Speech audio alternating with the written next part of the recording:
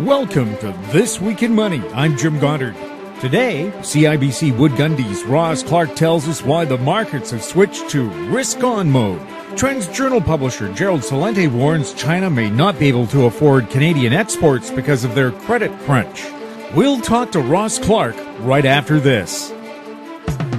More and more people are looking to the internet for intelligent, riveting, and thought-provoking interviews. To advertise on The Goddard Report and TalkDigitalNetwork.com, call 604-699-8600, 604-699-8600. Welcome to This Week in Money, the source for market opinions. Here is Jim Goddard.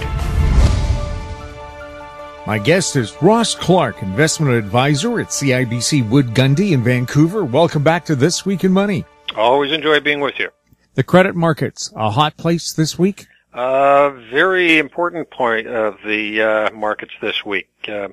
Last week we talked about how the bond market, the Treasury bond, had been just so exceptionally strong the last month or two and produced some very important reversals the last week, and this week there was considerable follow-through on the downside. We ended up with 7 out of the last 9 days being down for Treasuries. And on the other side of the equation, the high-yield market, where people had been panicking to get out in December, and we created a real waterfall and decline there. Producing some of what I call capitulation signals. That's when relative strength indicators and others just basically go off the bottom end of the scale. Well, they had bounced well out of December and stabilized nicely through January. And as the bond market for Treasuries started to come apart here in this last week and a half, we saw strength coming into the high yield market. So what we've got is a real shift from the secure side of the equation over to the high yield. So this change in attitude is a real risk change that we would call a risk-on mode now. So I like to look at the ETFs on these to give you a feel for it. So the JNK or the HYG on the high yield versus the TLT for the governments. And I know some people will say that it's not a true comparison because one is short-term and the other is long-term on the yield curve, and there's various reasons for it. But we look at it pretty much as a hybrid of comparing exactly that. The short-term, sort of that 3 to 5 year window against the long-term with the secure backing of the government.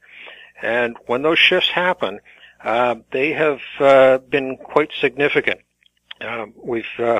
We've got a chart that we use. We've plotted these reversals against the S&P, and going back to 2007, you get better than half a dozen examples like this.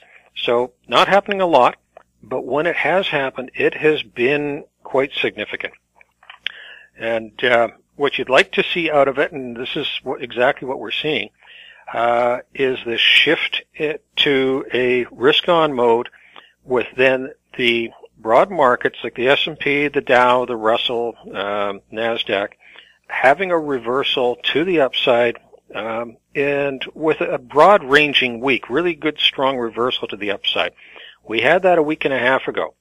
And this last week, we've ended up with follow-through. So you've got a nice pop the first week off the bottom, a good higher low in the second week, and that sort of the criteria you look for as you're coming off the bottom. Because what you want to have is that good momentum move with some volume in it to show that there's conviction behind it. And that's exactly what we saw into this week, with most of the broad indices up, testing their all-time highs, if not just a shade through them.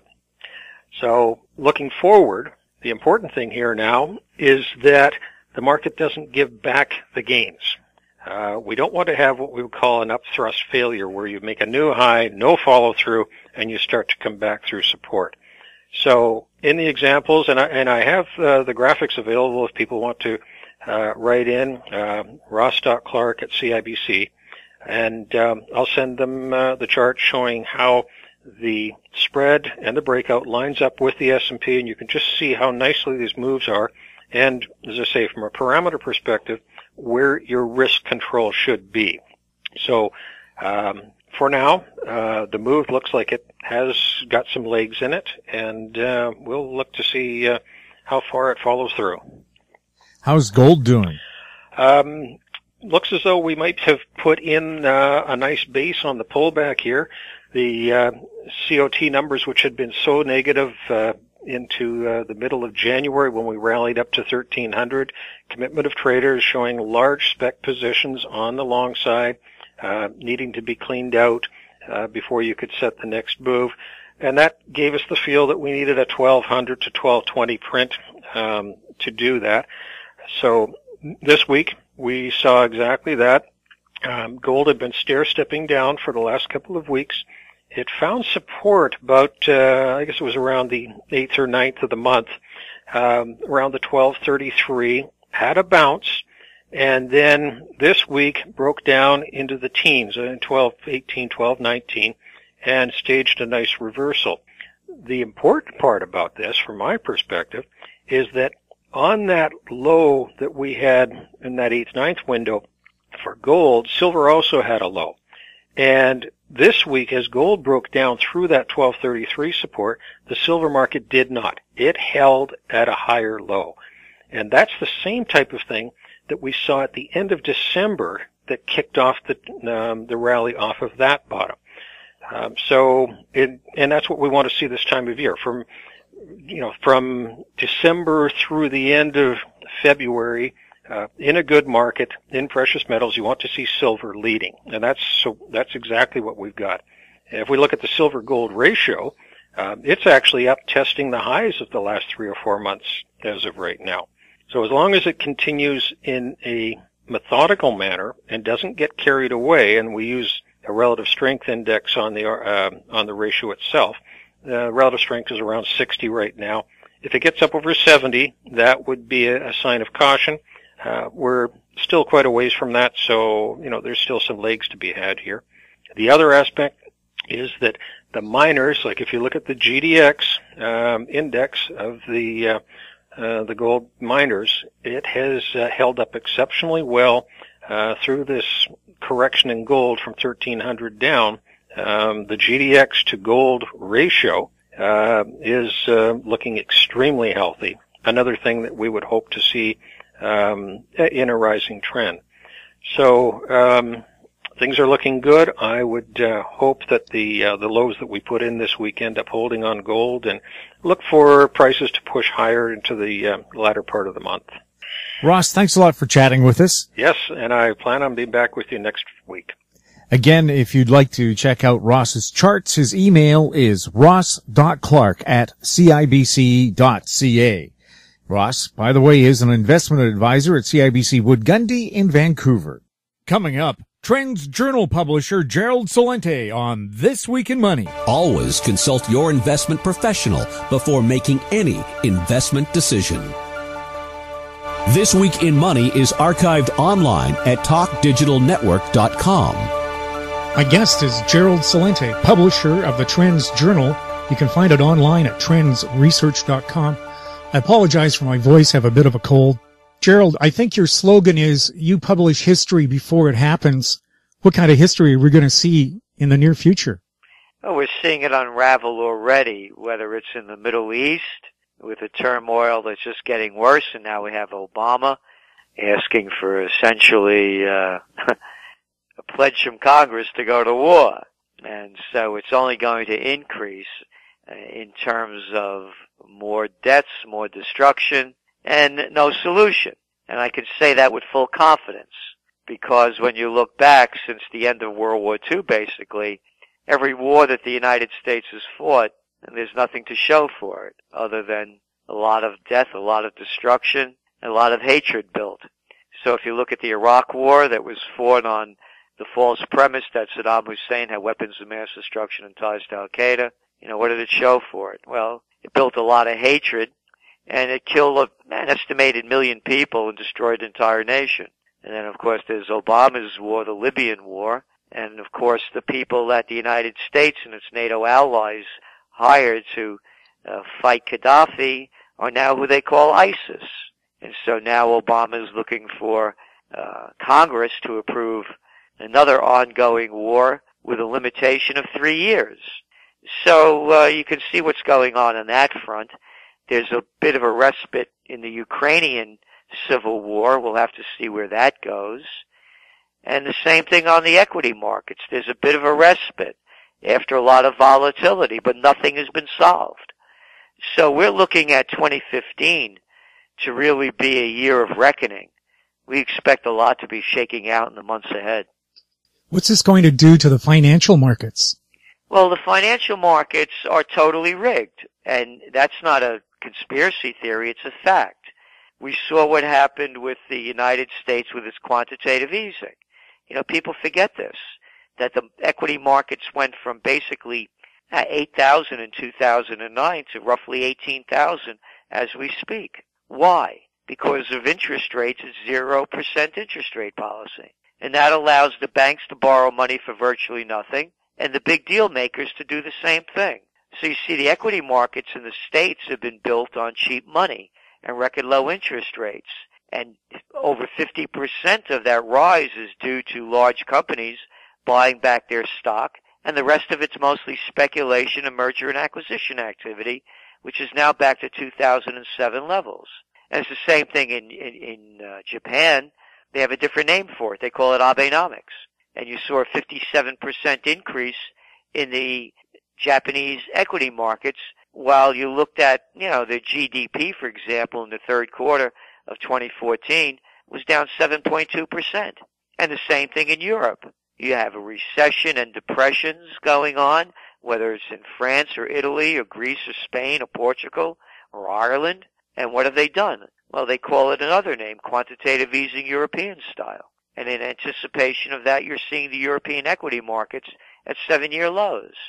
So the only people it's helping, and the numbers are there to prove it, are the high stake speculators and the billionaire players. You're looking at numbers coming from Oxfam that are showing that in 2016, 1% of the people, 1% will have more money than 99%. In the United States, Pew Research Center did a study that's showing that the gap between the rich and the poor now in the United States is worse than it was during the Gilded Age. So that's what the markets are doing. The markets are going to continue to go up at the expense of everybody else because these low interest rates, they've killed the savings accounts that people used to have. In the old days, people used to put money in the bank, get a return on that in savings that was above the inflation rate. And now you put the money in the bank, you get nothing. So the only people the record low interest rates have are the people in the equity business. And the same thing in Canada. Lowering interest rates in the anticipation of what?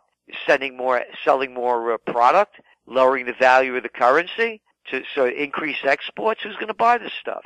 You're looking at a slowdown in China. They're juicing their markets as well. So if China's not manufacturing, there's going to be less natural resource usage, and that's why you're seeing, from oil to copper to iron ore at 5.5-year lows. So none of the low interest rates are going to help anybody but the speculators and some of the major exporters, but not most on the whole. And primarily it will hurt the people because the lower the interest rates, the more devalued the currency, the more it costs the people to buy product and services. Gerald, is there any good news out there to talk about? Yeah, there's a lot of good news. And the good news is when you see people that have the courage to rise up against the entrenched interests that are destroying their nations. And whether you like them or not, believe them or disbelieve them, the fact is that the people that are starting these revolutions are against the status quo. So you go to the UKIP party in the UK. It's threatening the Conservative and Labour parties. You go to Le Pen's party. What's she railing out against? Well, they call her a right-wing fanatic, but she's against globalization and saying that it robs the people of the rights of the nation. And she's also against increased immigration because it's lowering wages. And that happens to be a fact. I've been writing about that in my book Trends 2000 back in 1996. Study after study shows the higher flows of cheap labor coming in, the lower the wages of that country become.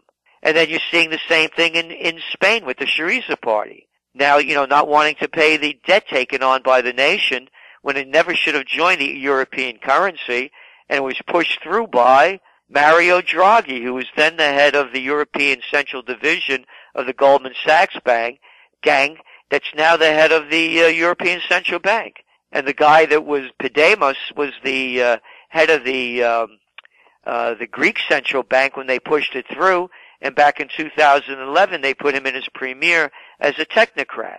And everybody was bragging about the technocrats in Greece and in Italy. People had short memories about this, how they were going to fix everything. In Italy they had Mario Three-Card Monte, and they fixed nothing. They made it worse. So you're seeing, the good news is the people have the will. If they have the will, they have the wherewithal to change the corrupt systems and bring it back to democracies and rebuild the nations rather than turning it over to multinationals. So, that countries can't be more self-sustaining is a joke. That in the United States we're incapable of making our own shoes, our own shirts, our own slacks, our own computers. Were we too stupid? No. They've sold out the nation one after another, and the nation where people have courage, they're taking it back. So the fact is you can take it back. That's the good news. Does that mean the Greek people will actually have a chance to renegotiate their debt? I think you're going to see some kind of a deal. I really do. And the people, matter of fact, they're demonstrating. They're not leaving the streets. They want the end of the austerity measures. And, you could blame the Greek social system, and it's a big part of it. But the other part of it is the corruption from the top down. And as I mentioned, everybody knew when Greece became a member of the European currency that they never should have gone in the first place, and it was a dirty deal engineered by the Goldman Sachs gang to cover up the weakness of the Greek government. So I think you're going to see some kind of a negotiation. Russia says they'll help Greece. I thought Russia was in trouble.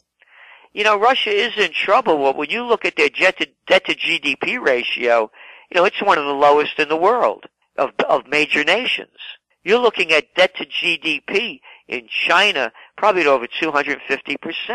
The United States probably about 120, 130, depending on whose numbers you're looking at.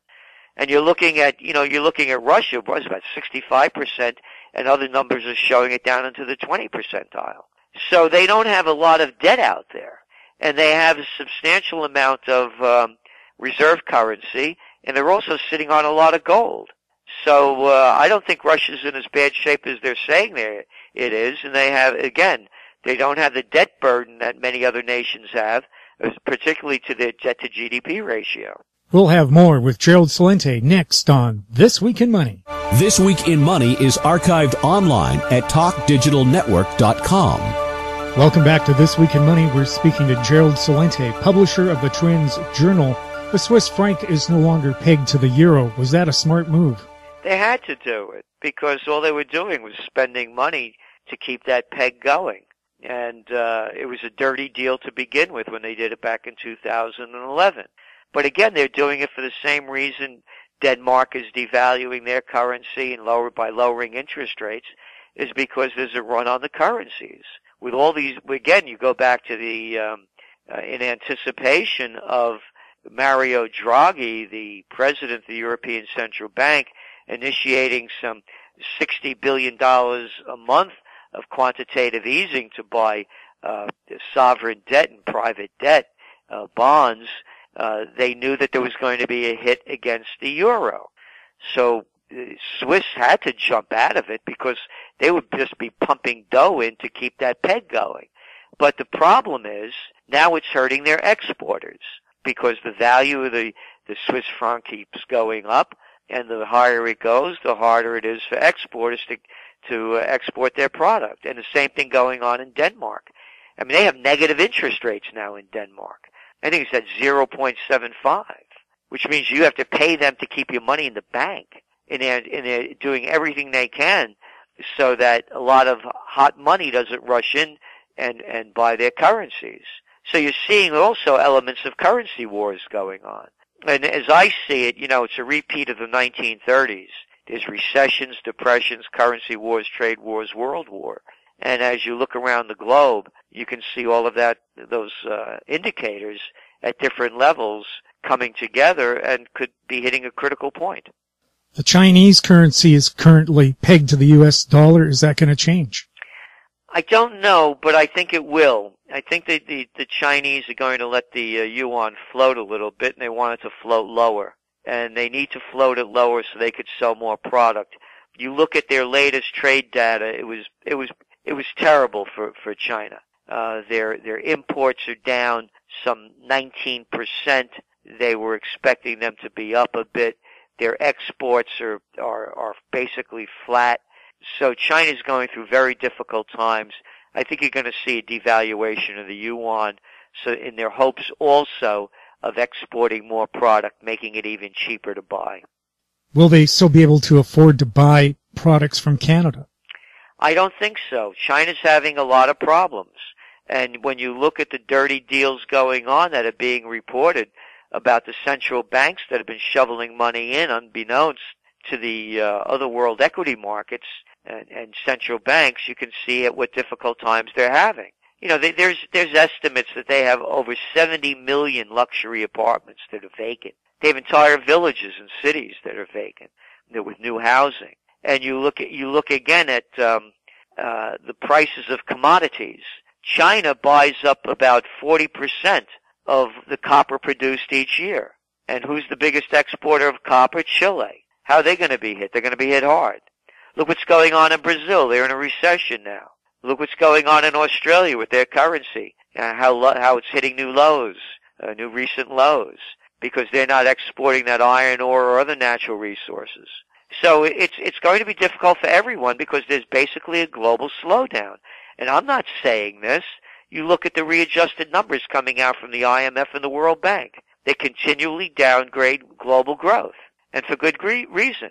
Look at the United States. They came out about a week and a half ago with new numbers for employment. Oh, and it was a big number of job gains. And they showed that, some 44,000 jobs in retail. Oh, big deal. Retail pays lousy. And then I say to myself, how can this be a real number? When you saw December retail sales go down 0.9% and January's retail sales go down 0.8%. Where are they creating these jobs? So, to me, the numbers don't make any sense. When you look at the downgrades of economies, it's showing there's a slowdown. Where is the strong growth? Show me the country. Show me the country. And this is after dumping tens of trillions of dollars worth of cheap money to boost the economies, and the only thing it's done, as I said, is that it has boosted the equity markets, and that 0.1% has even made a lot more money than they used to. This is, by the way, these numbers for 1% to own 99% of the world wealth is unprecedented in modern history. It seems to me revolutions have happened when somebody has all the dough. Well, my saying as a Bronx guy, when people lose everything and have nothing left to lose, they lose it. And it doesn't take a genius to figure this one out.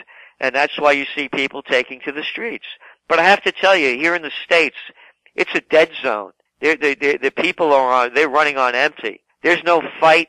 You see what's going on now with Obama, with his calling for more war in the Middle East. If Bush was doing this, the liberals would be screaming bloody murder.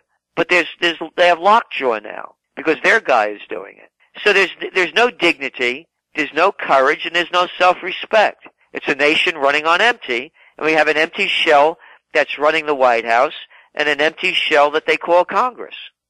If they have no money, why would they want to wage a war? Wars are very expensive. Why do mass murderers commit mass murder? Why are psychopaths psychopaths and sociopaths sociopaths? And nobody wants to call them what they are. There's a story hitting the States over here. There's this guy, he's governor of Wisconsin, Walker. And he's, making a bid for running for president. And it's a big story, he dropped out of college, and he would be the first guy, if he became president, to be didn't have a college education since Harry Truman. And I start reading about him, and you read about how when he was in college, how he ran for class president, and that was his biggest interest was in politics. And you know what I keep saying? Don't people realize that the people that are running their countries are the same people you couldn't stand in high school and college that wanted to be class president and head of the student council? And that's all these people are. These are the people you couldn't stand before. Now they're telling you what to do. Now you can see what your guy up there at Harper. I mean, I can imagine him, He'd be the perfect guy running for, the head of the student council in college. He mirrors this guy Walker, one after another. And you look at all of them throughout their history, every one of them had political ambitions as a young person. They're sociopaths and psychopaths, and nobody wants to call a spade a spade. Instead, they call them president, prime minister, and chancellors. Is there a possibility to get so-called honest people into politics, or is it just abhorrent to the average person? No, there can be happen, but not within the current systems. Why would you want to join the Bloods and the Crips? Because that's all they are. They're murderers and thieves. And I don't say that sarcastically. I say it with full fact. How many people have the United States killed, the political parties, in foreign nations in spreading freedom and democracy? It's over 1 million in Iraq, tens of thousands in Afghanistan, 30,000 in Libya. How many more? 3 million in Vietnam. They're murderers and they're thieves. They keep stealing our money in the names of too big to fail and doing tax breaks, loan guarantees, and special deals for their buddies. So, it's not going to happen within that system. It needs to be something new. It needs to be a new party built on integrity, on courage, dignity, and self-respect. How about morality? How about using that as a part of the axis of truth rather than, the hatred of selling an axis of evil? Well, it's not a question of being nice. It's about being honest and running campaigns in an effective way. And by the way, I began my career, I used to run political campaigns in Westchester County in New York, which was the richest county in the United States at the time. And I did a stint as the assistant to the Secretary of the New York State Senate. So I know what it takes and I know what it looks like. And believe me, when you look at the people that are running campaigns, they're not the best and the brightest. It's just that there aren't organized groups out there that are running smart counter campaigns to unseat the entrenched. And again, I don't get involved in any of this because I don't like to deal with rookies. And every time that there's a movement out there, whether it's environmental or this or that, you have people with good intentions that don't have the skills to do it. I don't know how to fix an automobile, and people that are in different fields don't know how to run political campaigns unless they're really entrenched into it. And so what happens is when you have a new third party, you often have people that are unskilled in the trade trying to make it happen. We'll have more from Gerald Celente right after this. This Week in Money is archived online at talkdigitalnetwork.com. Welcome back to This Week in Money. We're talking to Gerald Celente, publisher of the Trends Journal. What is going to happen to oil? Some people have told me they wouldn't be surprised if it hit $20 a barrel. Well, I'm surprised it's going back up as much as it has. It's done quite a reversal, about over 20% reversal from its low. So it's a hard one to call. But as long as the global economy stays slow and as long as there is as much supply as there is, I can't see it going back up unless there's some real major geopolitical destabilization in the Middle East. And absent of that, I see, oil prices where they are and going lower. I just don't see a lot of strength in the economy to drive demand. And it's a supply and demand issue. And as I said, demand is down, supply is great, and it's not only oil. It's iron ore, it's copper, it's nickel. You're looking at commodities at 5.5-year lows because of oversupply and slowing demand. So I look at oil around the price where it is now and a bit lower, in the range, maybe a little higher, maybe a little lower, but I don't see it going back over the $100 mark where it was before. And again, I'm only speculating from the outside, and I don't know the intricacies of the deals going under the table. But from what looks like economically, geopolitically, and in the absence of a wild card, I think what you see is what you get.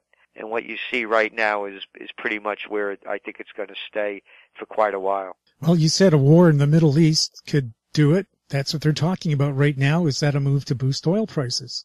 Well, it's not a move to boost. It's out of control. And you look what's going on in Yemen, with the Houthis taking over now. And they're Shia. This is a Shia Sunni war that's been going on for I don't know how many, thousands of years or hundreds of years. I don't know the history between the breaks in the schisms and in the religions, but that's what a lot of this is about. And I make this point because these are the Shia and the Sunnis, particularly in Yemen, are very much opposed to the kingdom of Saudi Arabia over there. By the way, that was a disgusting spectacle to see the world leaders go over to Saudi Arabia to kiss the ring of the new king. What a disgrace. I mean, my God. You talk about everybody, they beheaded, these ISIS people beheaded, 5 people or 3 people already. Yeah, this new king's already beheaded 6. Last year the Saudis beheaded, 87 or 67 people. Yeah, but they beheaded them nicely. You think they would be going over there and kissing the king's ring if Saudi Arabia's major export was broccoli? People wouldn't even know where the joint was. What a disgrace. What a disgrace. The world leaders going over there paying homage to a guy because he's holding on to a natural resource. And where are all these women libers? They all showed up over there, all of them from America, the secretaries of this and that, Secretary Condoleezza Rice, all of them. You can't even drive an automobile over there if you're a woman. But yet they keep making all these excuses for getting involved in Afghanistan because of women's rights. But when it comes to a guy that has a lot of dough, that has a product that you need, all of a sudden they turn a hypocritical blind eye. And not a peep from them. Not a peep from the feminists who scream about the injustices of Afghanistan while they go over there and bow down to the king. What kind of bubble trends do you expect to see happen? I think the market is the bubble, and I think most people know it. It's only being sustained by all of this money pumping going in and record low interest rates. Do you realize in the United States they have not raised interest rates since 2006? And the same thing, they lowered them in Canada, they're lowering them everywhere. It's a sham, it's a game, and it's a big Ponzi scheme. And at some time it's going to explode, like all Ponzi schemes do. When? It's hard to tell. It could be a wild card that sets it off, or it could just be the natural course of the over-speculation that kills it. Should investors be aware of the Ides of March? It's hard to tell again, these. By the way, I don't give financial advice, but I keep investing in gold. And I don't buy it for the short term. I buy it for the long term. As I say, it's my golden years, and which are approaching very rapidly as a leading edge baby boomer. So it's hard to say. It's hard to say because there's so much manipulation. There's so much going on behind the scenes. I mean, look, Jim, we know they rigged the Forex market, the currency markets. We know they rigged the LIBOR markets. People like Dr. Paul Craig Roberts and others are showing how they're rigging the gold markets. So it's one big rigged game. It's the plunge protection teams when the markets start hitting lows. So it's one after another. You never know when it's going to happen. It's kind of like death, And your life could end in a second. You never know. And it's the same kind of thing with this. You just don't know all the variables, all the unknowns, and all the could-bes. What do you think is going to happen to the prices of gold and silver?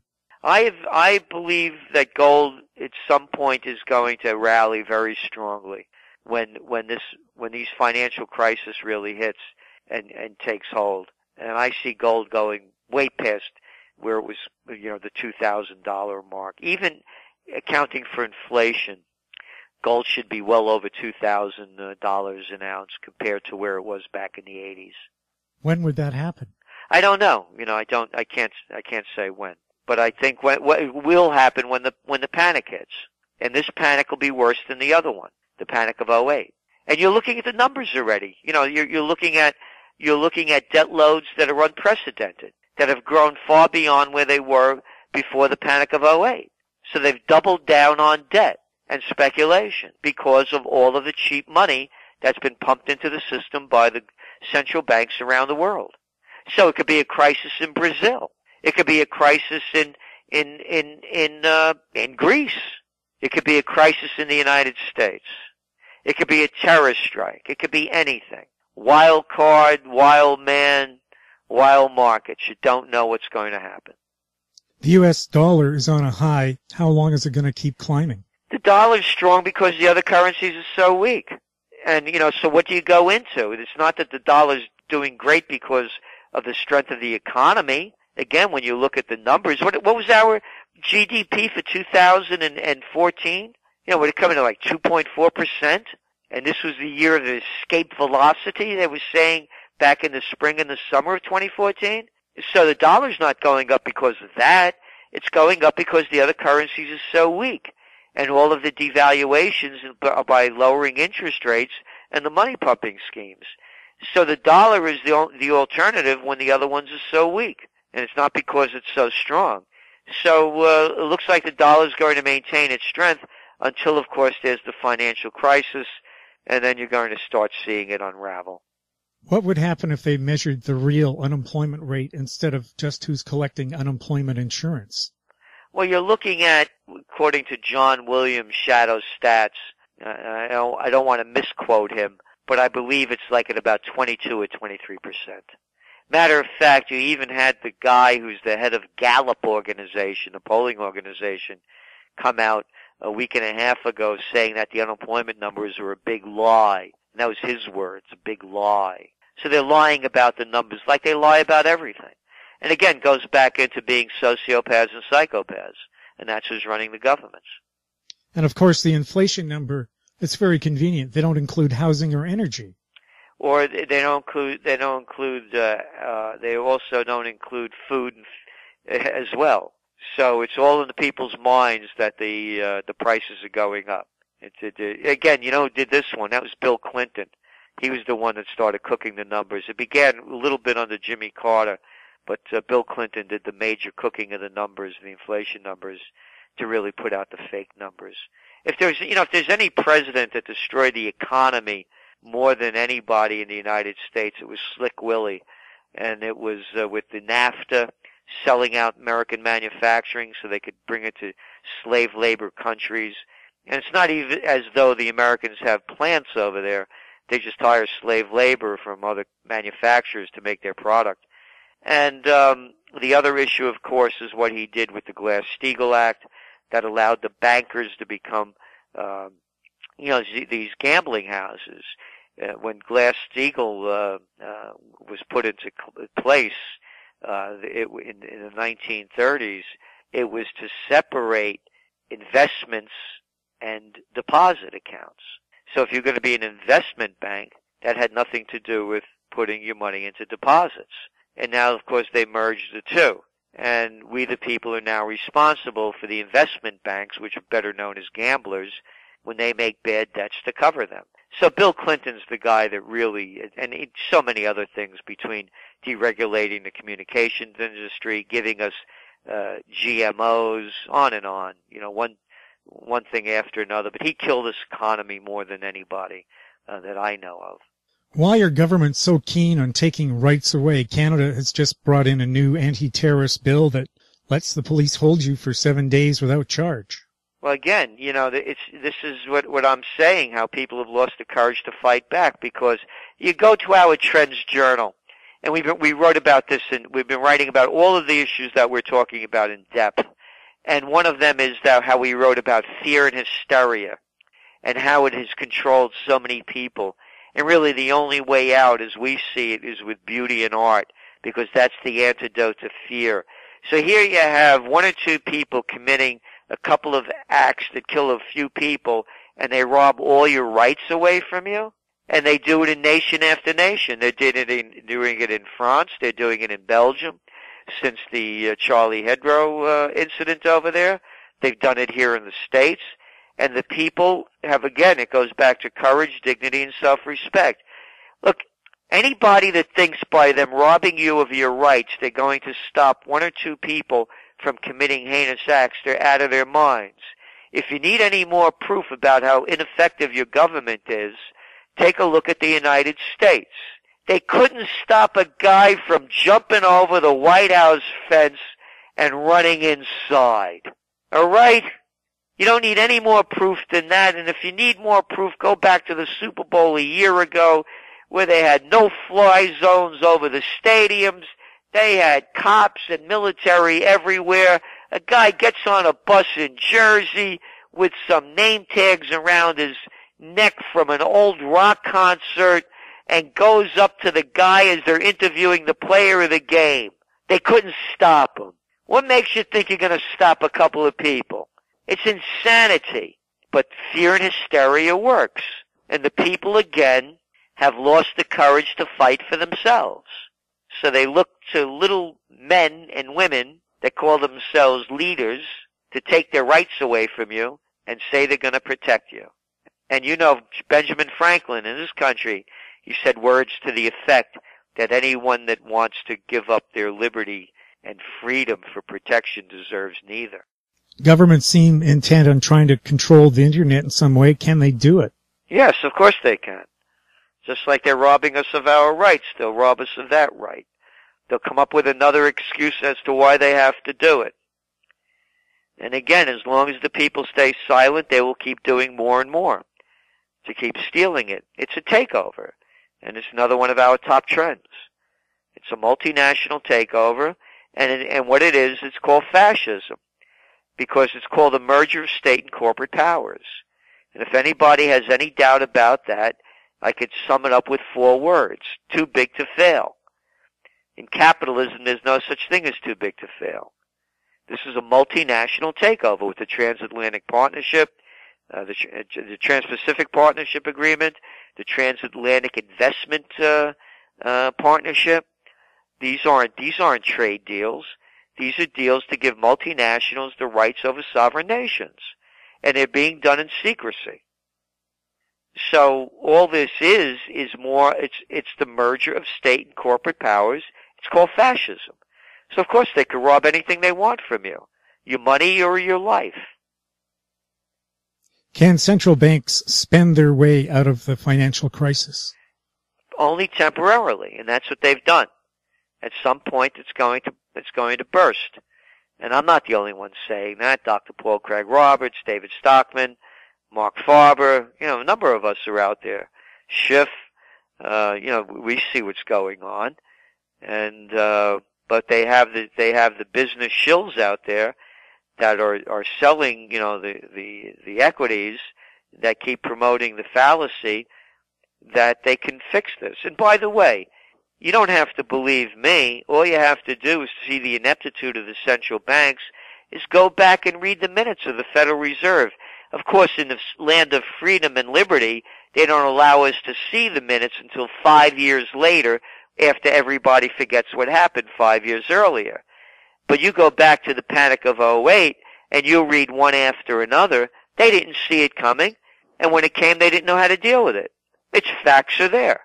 So why would anybody put their trust in the central bank? You've come up with a new word, prostitutes. What is that, and do we have a prostitute update? Yeah, the prostitutes are the media.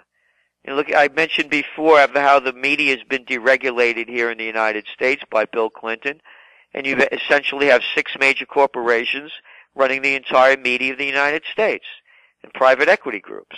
That's all it is. And a prostitute is a prostitute, but they're in the media, so they sell their souls out to their corporate johns. And there's a book that came out, and we brought it up when we just did a piece on it, about this guy Brian Williams, who of course was with NBC, was caught lying about what happened when he was in the beginning of the Iraq War as an embedded reporter. Embedded, they should call it in bed with the army, because that's all they were. Anyway, he made up the story about, getting hit with an RPG, rocket propelled grenade, he talks in the lingo of the soldiers, too. And, of course, it was a complete lie. He wasn't in the helicopter. The helicopter was like about an hour behind the one that got hit.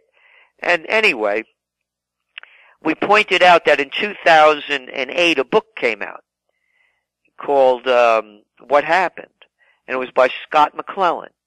And Scott McClellan was the former press secretary under George Bush, and during, of course, the Iraq War, and also with Bush even when he was governor of Texas. And he writes a scathing book about how the press bent over, sucked up and bowed down to pressure coming from the White House and their corporate bosses, and to report the war and the lead up to the war in Iraq the way that they were told to.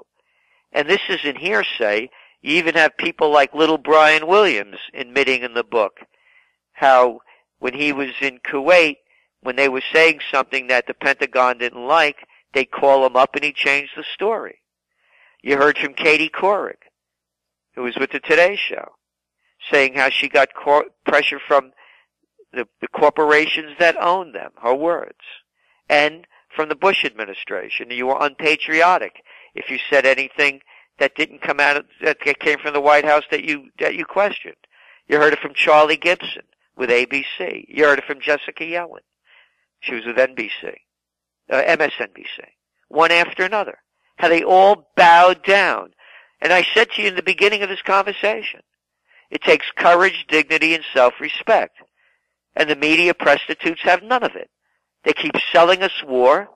They keep selling us the government lines. There is no fourth estate anymore. The fourth estate is a brothel. That's all it is.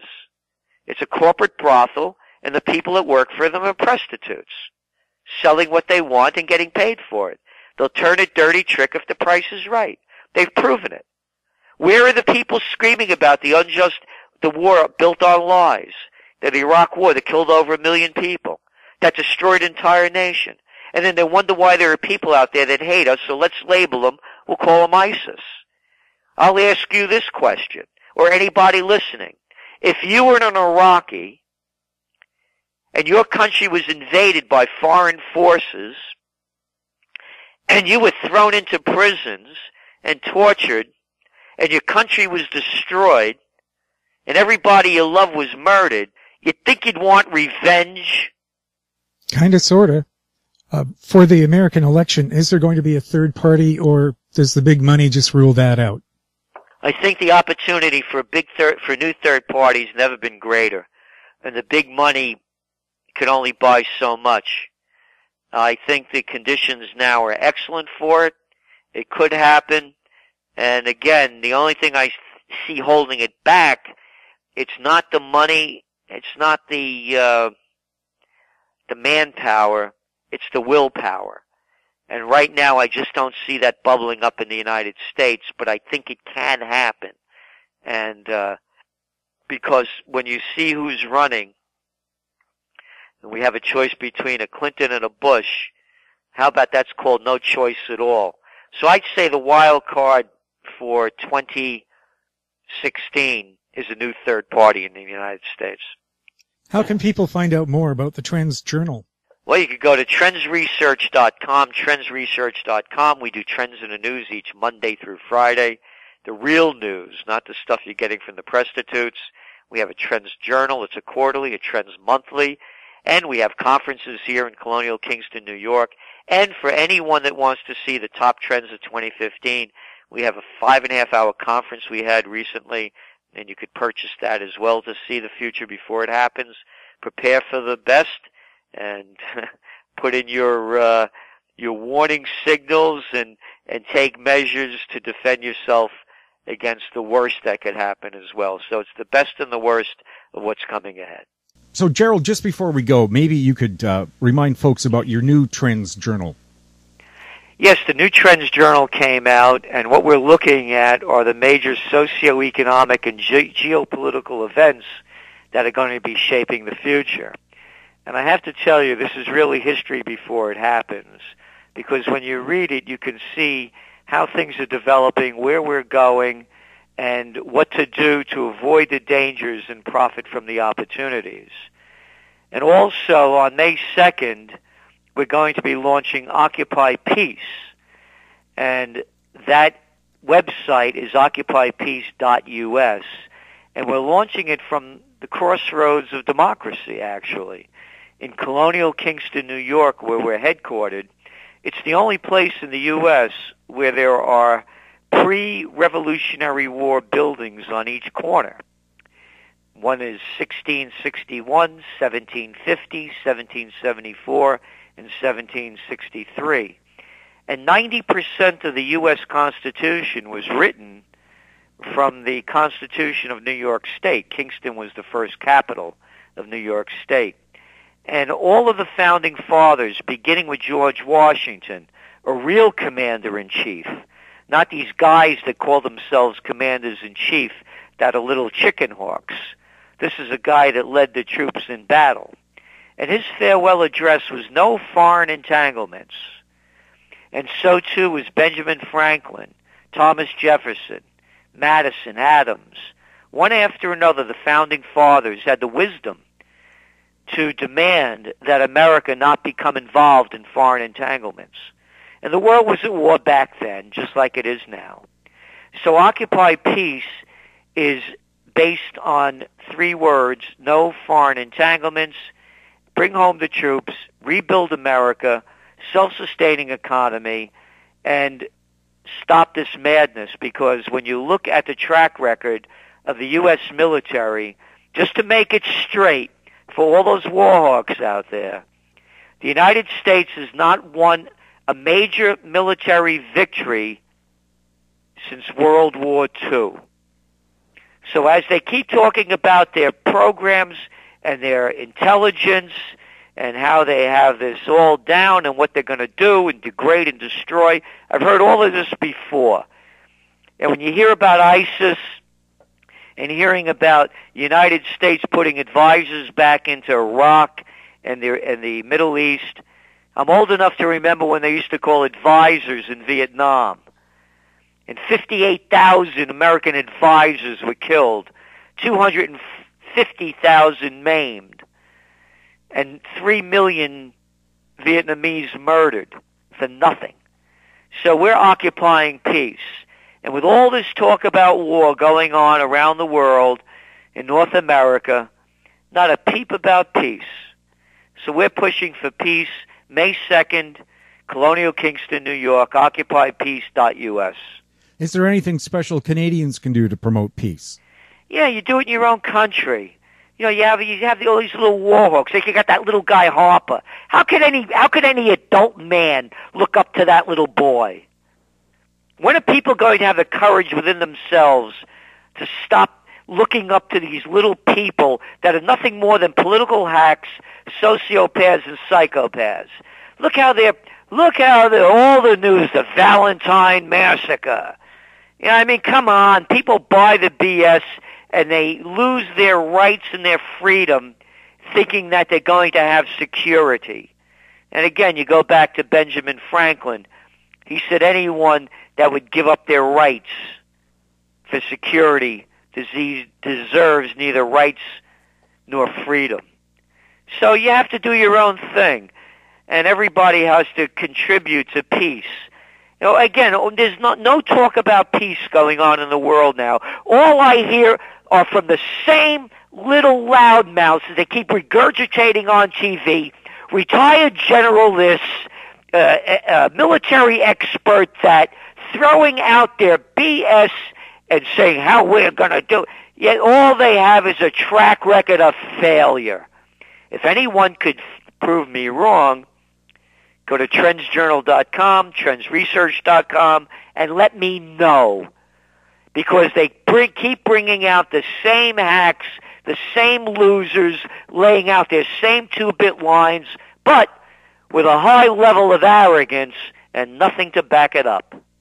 Didn't somebody once say patriotism is the last refuge of scoundrels? I believe they have. And happy Valentine's Day. Okay. Thanks. Mwah. Bye-bye. Bye-bye. Well, that wraps up our show for this week. Thanks to our guests, Ross Clark, Gerald Celente, and thank you for listening. Comments or questions for This Week in Money can be emailed to info@howstreet.com. I'm Jim Goddard. We're back next week with more This Week in Money. This Week in Money is a production of How Street Media Incorporated.